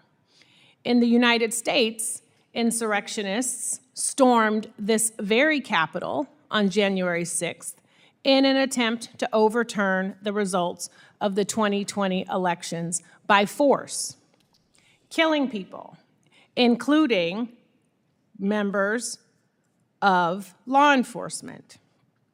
2 years later, Jair Bolsonaro and his far-right supporters took inspiration from Trump's election denial playbook and sought to orchestrate a military takeover, busing in protesters to storm all three branches of Brazil's government on January 8th.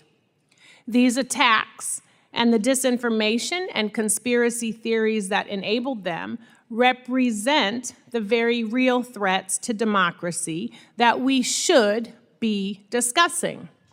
I did visit Brazil. I just came back from Brazil. I was actually there when videotape was revealed and shared of then President Bolsonaro hiding out in the Hungarian embassy.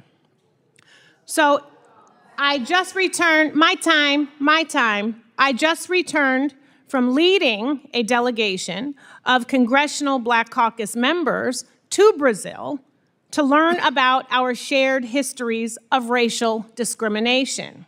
And if we want to talk about strengthening democracy, we should be talking about how we can increase the political participation and economic and social inclusion of Afro-Brazilians who have been murdered and marginalized throughout Brazil's history. And let's shine a light on the historic land grabs and religious persecutions that these communities have continued to face. So instead, this hearing is about protecting Brazil's democracy, but really, it's actually an attempt to undermine it by interfering in Brazil's judicial process and giving a platform to the very individuals who spread lies about Brazil's election.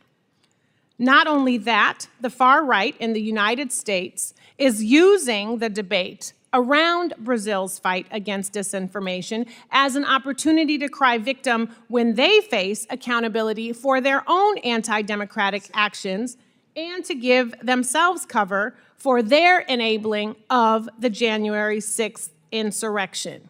So if that is not the definition of gaslighting, I don't know what is. I just have a few questions. They're yes or no questions.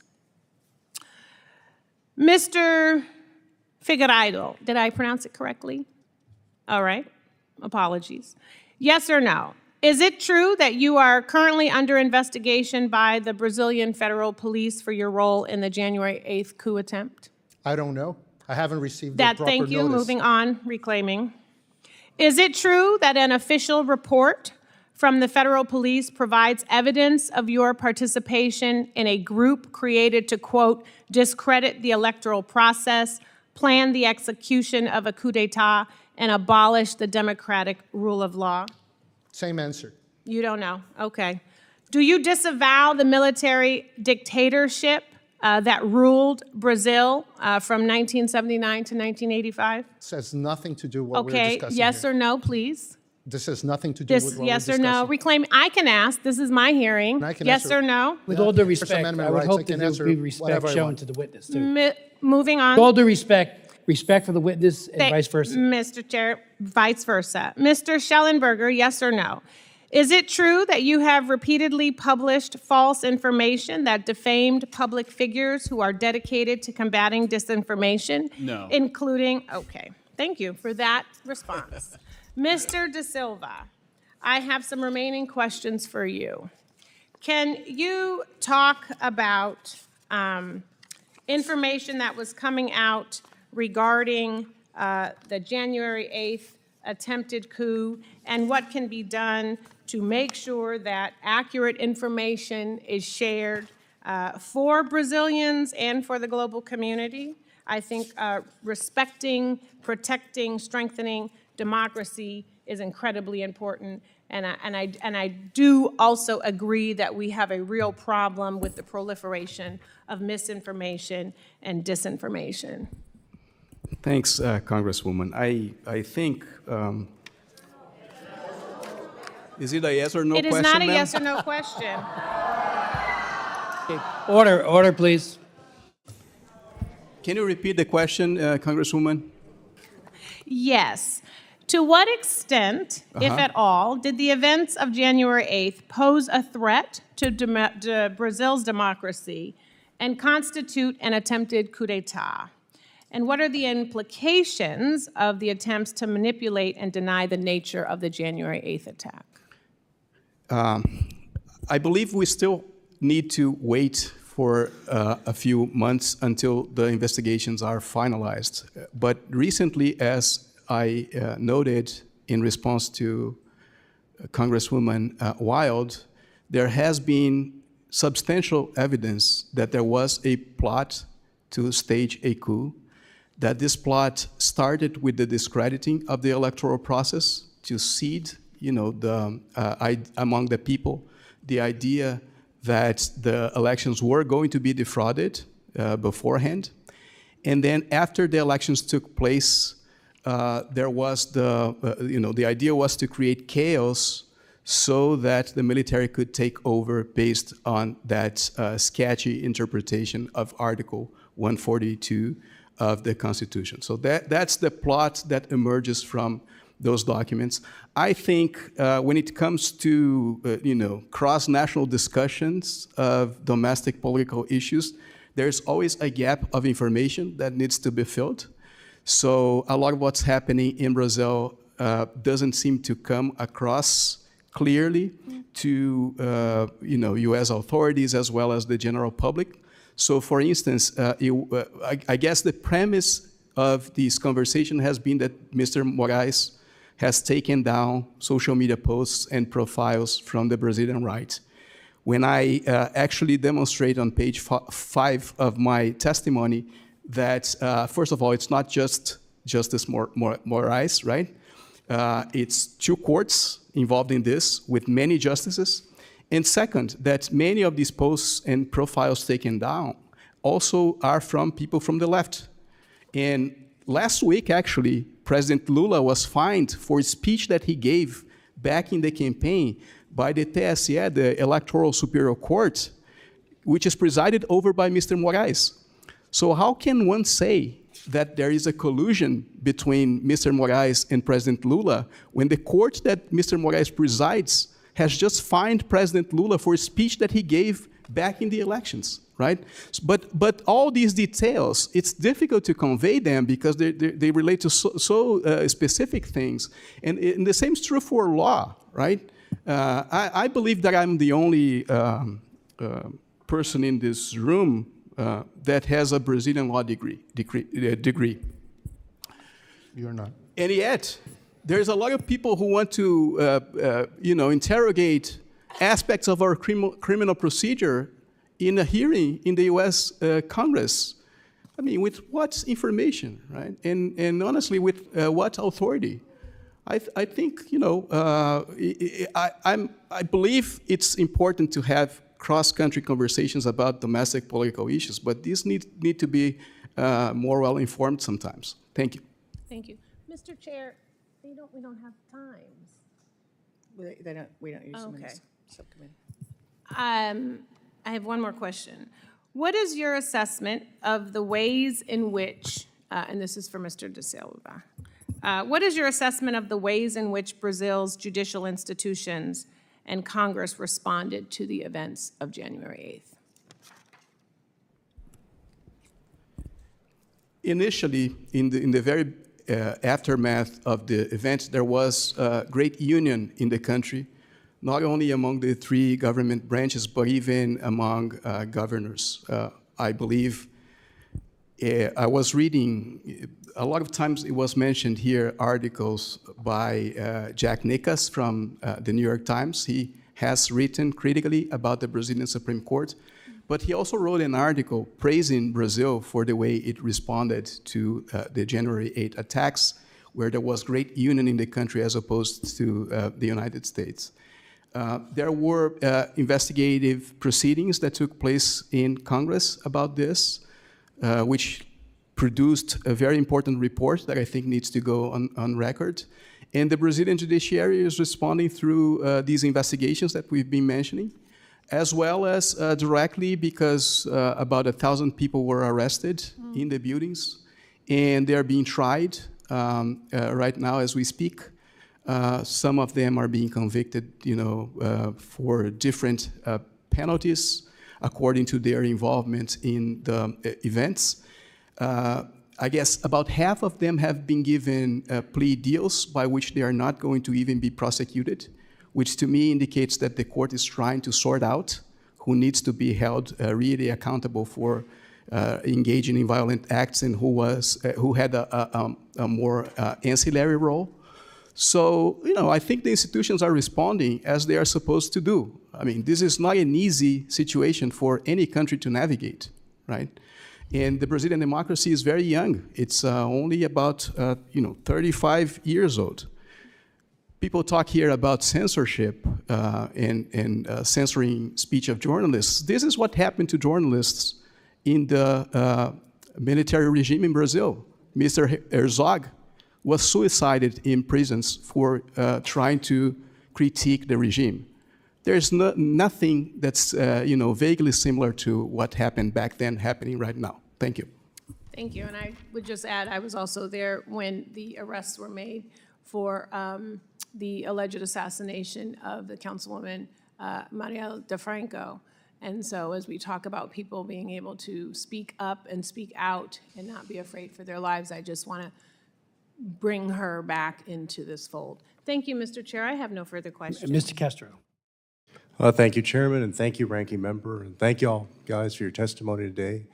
I am the Ranking Member on the subcommittee that oversees the Western Hemisphere and the United States relationship with our neighbors in the Western Hemisphere. And also as somebody of Mexican descent, very concerned about democracy in the Western Hemisphere. And I think the truth is that over the years, leaders on both the left and the right have abused their people at times. And have abused their countries at times. Unfortunately, I think over the years, the United States' inclination was to call people on the left dictators and leaders on the right allies when that happened. We need to apply the same standards to everyone, whether they're on the left or the right, and make sure they don't abuse their people, that they respect democracy, and that that the people get to determine who their leaders are. That should be our only interest.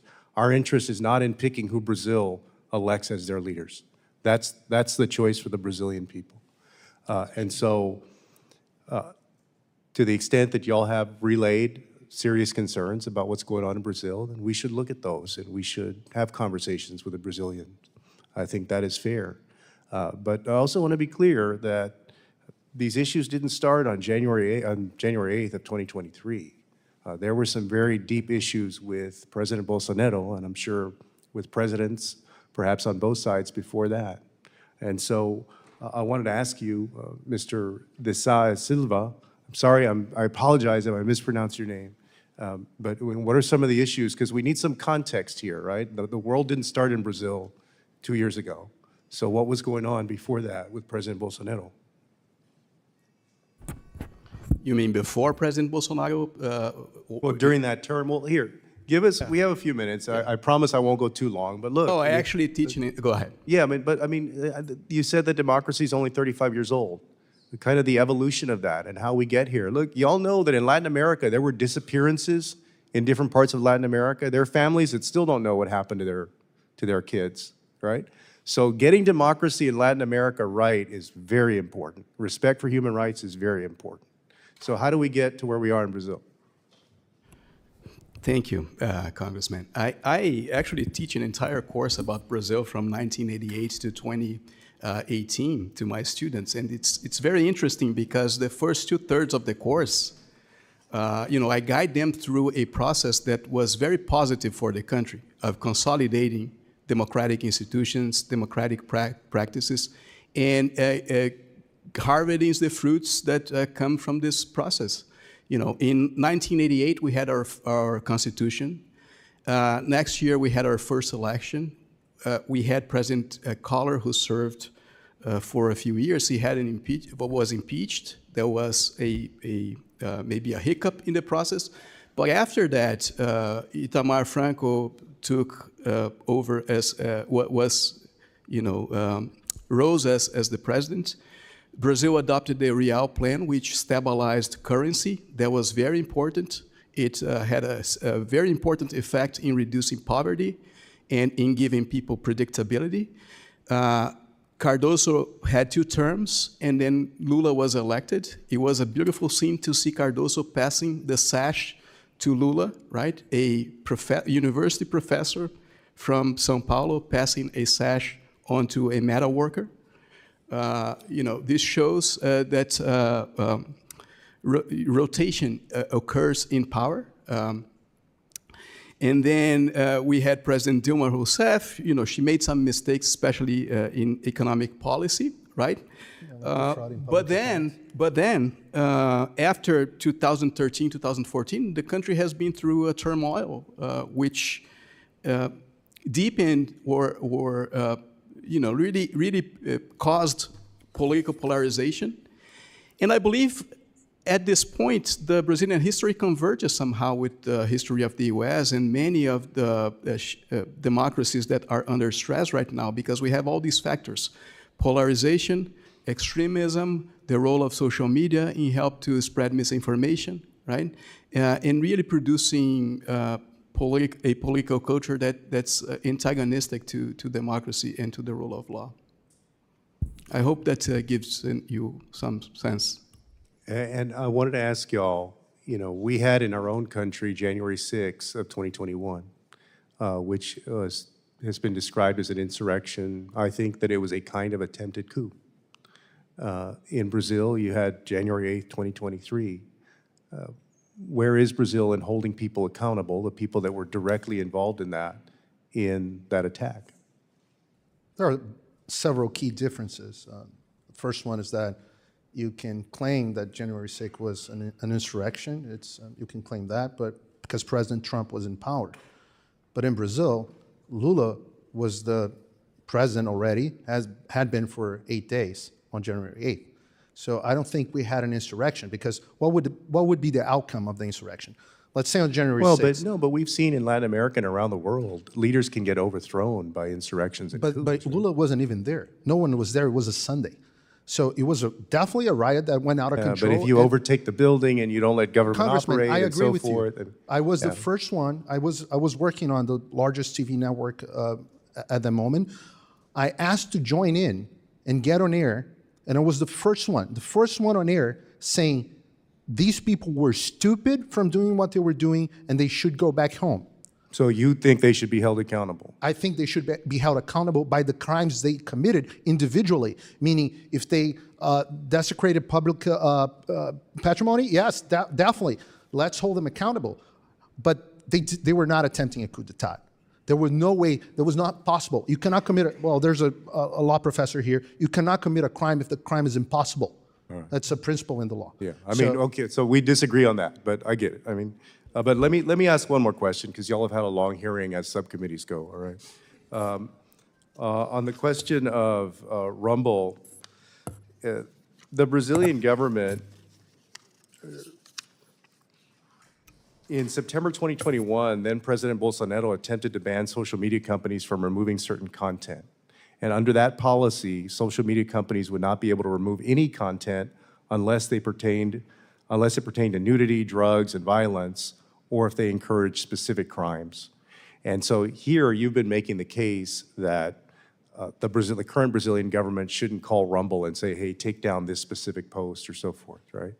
Well, but the reverse of that is, do you believe that a government should be able to make such rules, or do you believe that a private company, private entity like a social media company, should be able to remove content from their platform? In other words, if you go back under Bolsonaro, was President Bolsonaro right to tell social media companies, hey, you can't take anything down except XYZ?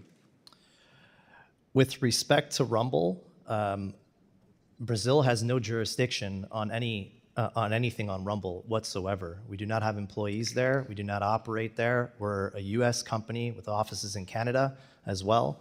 Brazil has zero jurisdiction to make any sort of claim to remove anybody off of our So platform. your position is that Bolsonaro was wrong and Lula is wrong? My position is that if we don't operate in that nation, they have no jurisdiction whatsoever to ask us to remove anything from our platform.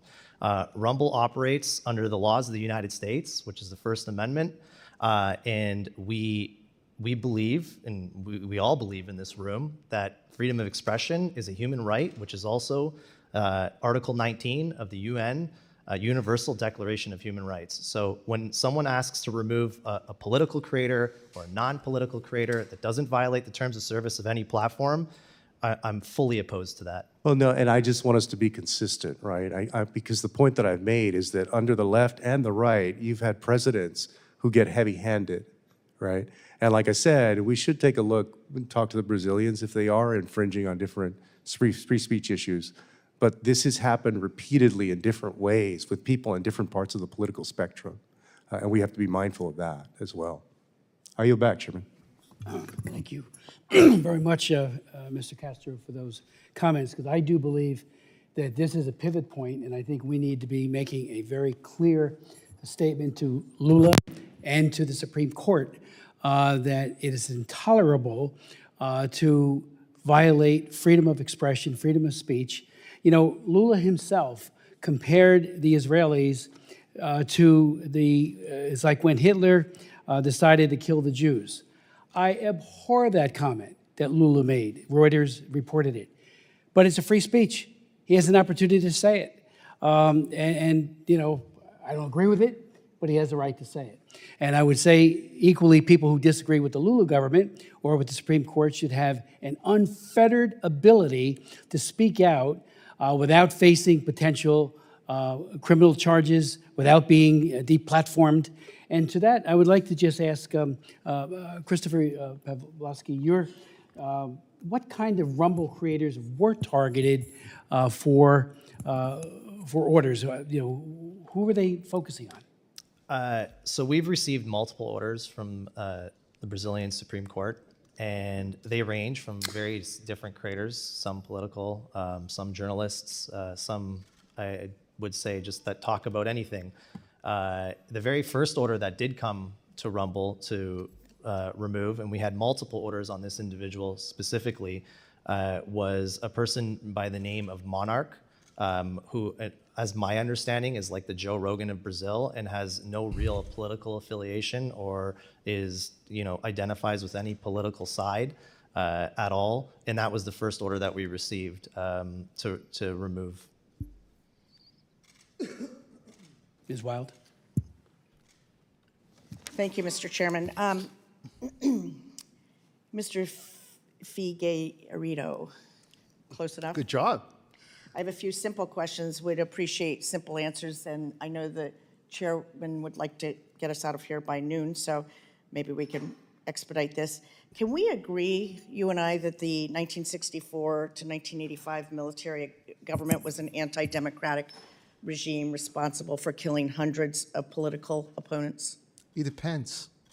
You can't compare what was happening in 1968, as Professor here can better explain, to what was happening, for example, in 1979.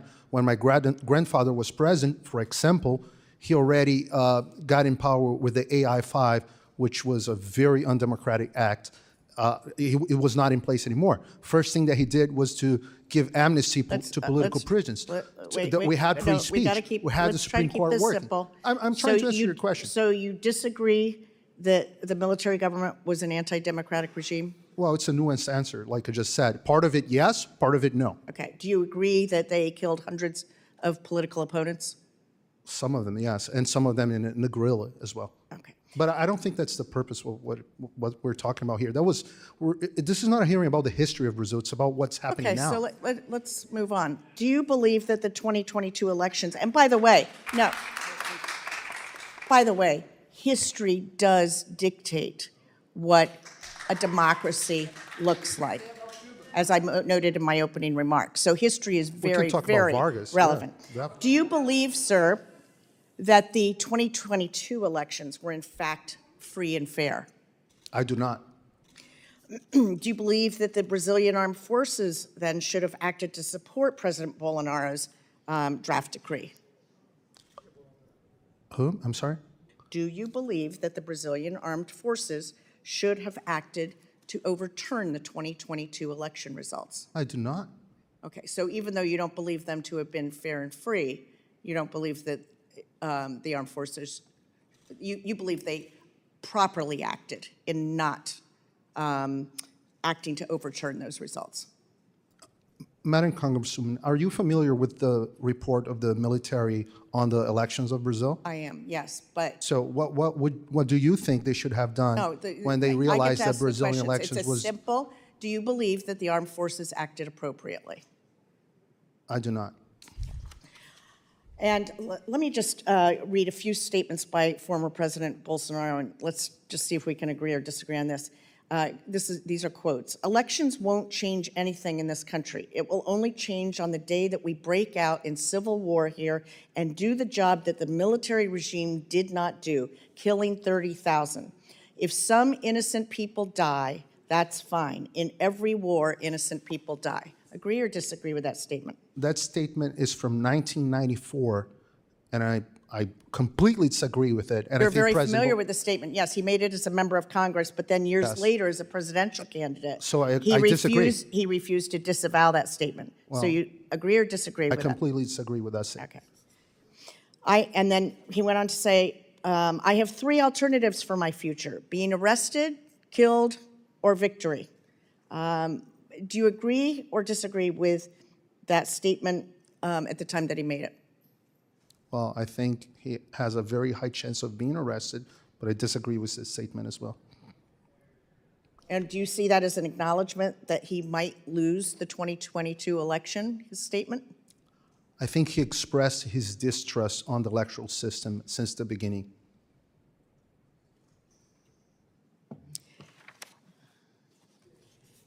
In 2018, then presidential candidate Bolsonaro called Colonel Ustra a national hero.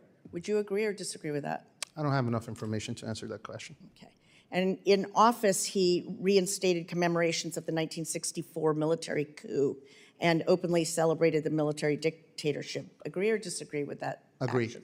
Thank you. It was a counter coup against a communist coup. So, yes, we did not want a communist to be part of Brazil as it was in Cuba and other countries. But I And- do not agree with the route that several leaders in Brazil took for many, many years.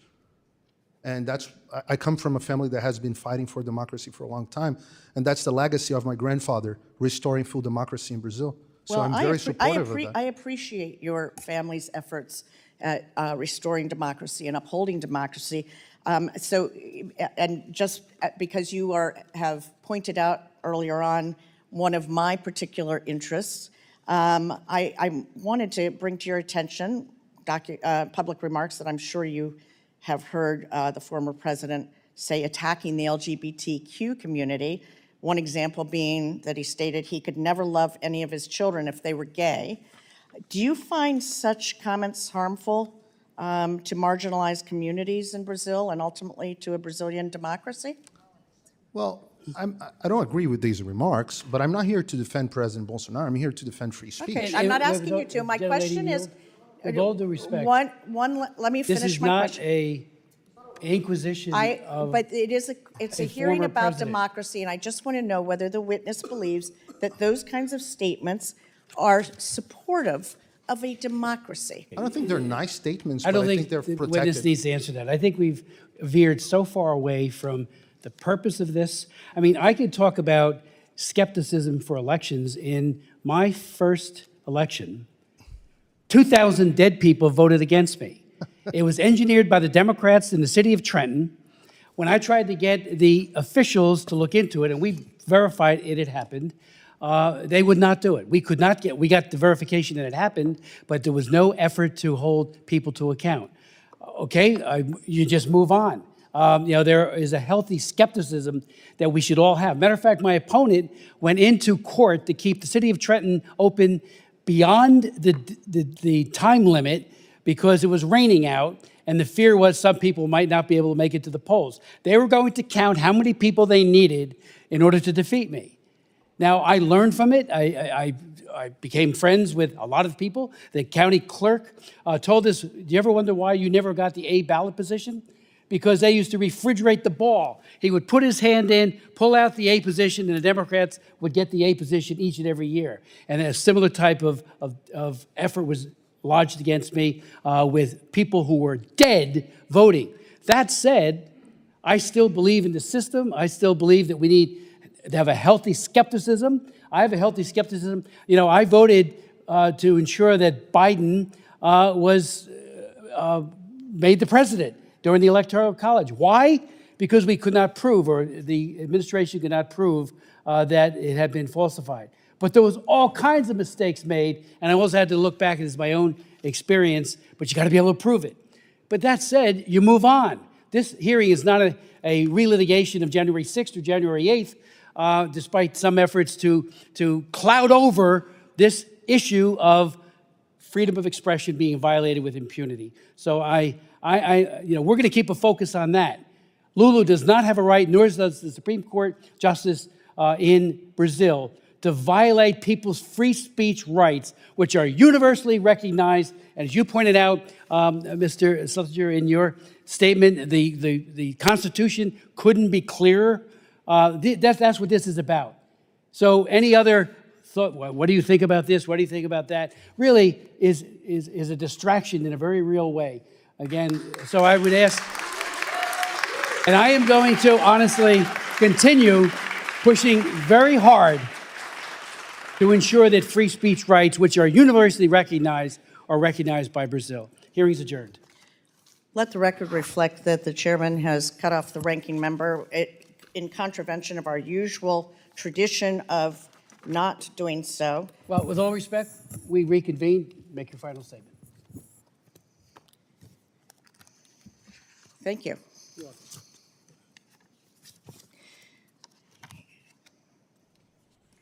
You have to give me one moment because I closed my binder here.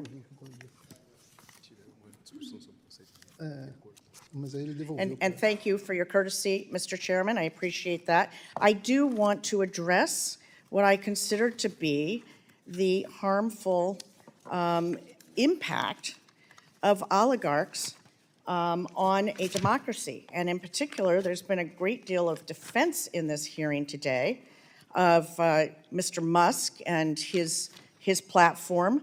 And I think it's very important that we understand his ideological agenda. We're talking about somebody, and I'm referring to Mr. Musk, who not only does not believe in labor unions and who here in the United States has attempted to stop workers at his company from organizing, but he's also challenged the constitutionality of the National Labor Relations Board in court. So that gives you an idea of just how much Mr. Musk values people's rights. And I think that it's important that we understand the impact on democracy of oligarchs like Mr. Musk, who act as if their wealth and their power places them above the law and provides them with some sort of global mandate to destabilize democracies around the world, including Brazil and right here in the United States. He and his allies and our witnesses and the chairman claim not to have an ideological agenda apart from defending freedom of expression, but let's face it, they have a pattern of going after progressive, democratically elected governments which prioritize issues such as workers' rights and national sovereignty over natural resources. So while they frame their actions in the context of freedom of expression, I think that it would be accurate to say that freedom of expression is threatened by the unregulated flow of false information. With that, I yield. Did you mean me? Pardon me? You talking about me? I was talking about the witnesses. Okay, well, first of all, I want to thank our distinguished witnesses for their testimonies. I hope that the people of Brazil will look at this, and be encouraged that there are people in Congress, not all perhaps, but there are people who strongly believe that they have a right to freedom of speech. That is a hallowed right, it's a God-given right, and it should not be circumscribed for political agendas. So I want to thank you. You know, Elon Musk whether I'm pro-labor, I'm a pro-labor union guy. That said, if he has a position against labor unions, he's entitled to it. I disagree with him. I have a bill in that's going to pass soon, hopefully on the floor. It passed out of the Ways and Means Committee on cobalt. Cobalt is being extracted from the DR Congo through child labor, and unfortunately, cobalt is a mainstay of the electric vehicles, and unless that supply chain can be cleaned, because it is going into his cars as well, we've got a real problem there, because nobody should drive a car that was built on the backs of dead children in DR Congo, and we're talking about 25 to 40,000 kids, 200,000 adults, all in forced labor. That said, Elon Musk has been a refreshing and I think a very important voice about freedom of expression and freedom of speech. And I laud him for it. I thank him for it. And I'm so glad that he's taking such a principled stand in Brazil as well as around the world. Hearing is adjourned.